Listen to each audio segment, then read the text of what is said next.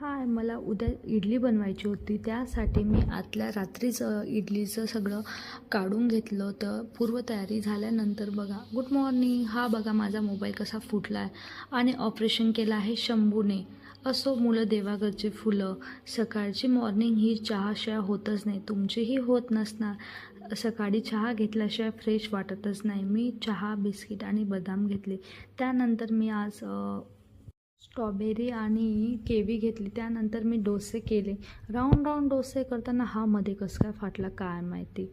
त्यानंतर मी चटणी करायला घेतली.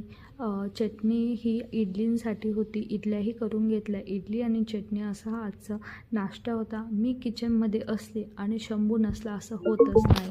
हे बघा त्याचा आगाऊपणा. घरात खेळणी असल्यामुळे हा काय असे डब्बे खेळतो काय माहिती. आता बघा इथं घुसला. रोज याचा असा आगाऊपणा चालता आणि त्याला बरंही नव्हतं. त्यामुळे मी त्याच्यासाठी साधी मुगाची डाळची खिचडी बनवत होती. मी नेहमी थोडीफार चटणी असेल तर टाकते त्याच्यासाठी, कारण लहानपणीच मुलांना ही सवय लागते तिखट खाण्याची. तुम्हाला माझा आजचा व्हिडिओ कसा वाटला नक्की सांगा. हे बघा, हे आगाऊपणा.